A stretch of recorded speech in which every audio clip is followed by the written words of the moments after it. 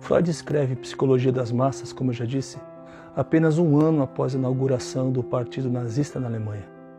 E é evidente que essa preocupação está incorporada em todo o seu texto.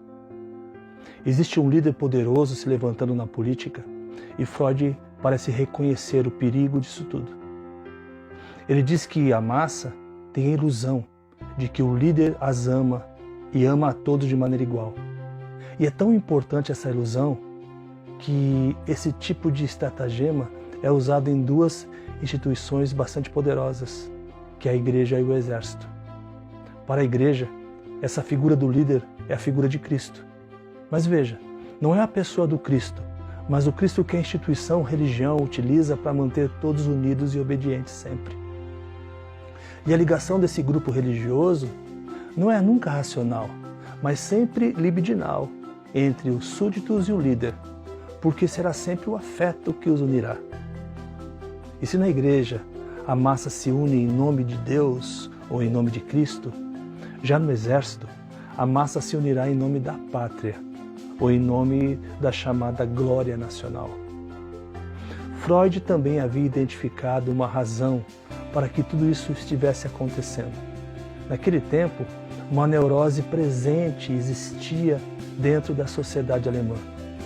O povo se sentia ressentido por ser pouco amado por seus governantes. Assim como no exército, os soldados se sentiam desprezados por seus comandantes durante a Primeira Guerra Mundial. Em outras palavras, eles se queixavam que não havia afeto.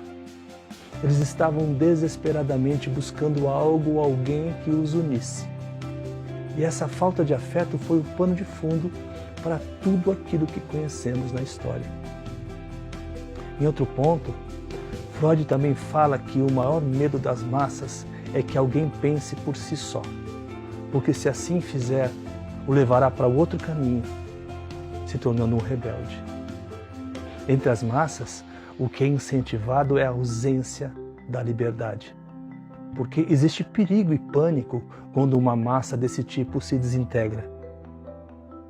E esse pânico, promovido pela desintegração, acontece quando, por exemplo, as ordens do superior não são mais ouvidas ou cada um começa a cuidar apenas de si mesmo, sem consideração pelos demais. Sendo assim, toda religião também é uma religião de amor somente para aqueles que a abraçam e a obedecem, mas que tende a ser bastante cruel e intolerante àqueles que não são seus seguidores. Do mesmo jeito, o exército também perseguirá os soldados que se rebelam. E agora no capítulo 6, Freud ensina que há também outras estruturas de massas, que não têm um líder específico, e que quando não há esse líder que os una, outra coisa vai os unir, e será o ódio. É um tipo de massa sem líder, mas que se forma naturalmente movida por um afeto também. Agora o ódio, que é o líder, porque também possui um efeito unificador, idêntico à religião ou ao exército que possuem um líder específico.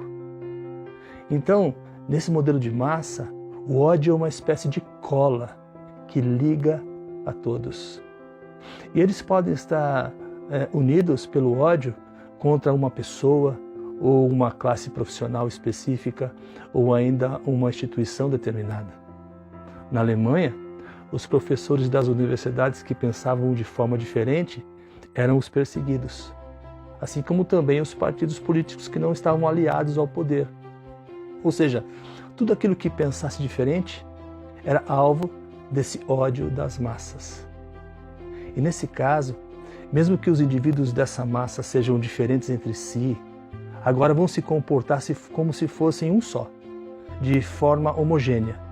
Eles suportam as diferenças entre si, se tornam iguais, ainda que antes de terem se unido como uma massa pensassem de forma diferente, agora eles se toleram, agora caminham juntos, agora eles comungam das mesmas opiniões e ideais.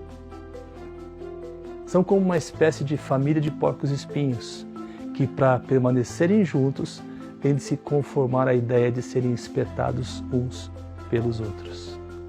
Ou são como sócios que se suportam também, ou como vizinhos que se detestam, mas têm de viver lado a lado. Ou como em qualquer outra relação afetiva, quando às vezes sentimentos contrários surgem, mas mesmo assim a união tem de ser preservada. Essa tolerância só existe por causa da vantagem que se percebe, de que é mais importante estarem juntos a qualquer custo. Então eles se apoiam por um único afeto, e no caso desse tipo de massa, o afeto é o ódio.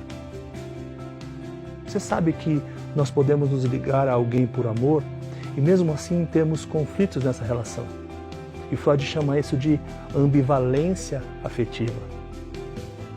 Sendo assim, Freud afirma que nós podemos ter na massa muitas coisas que ligam uns aos outros e os iludem, fazendo até parecerem iguais, mas que no final das contas, o que sempre os uniu foi nada mais do que o ódio que eles têm em comum.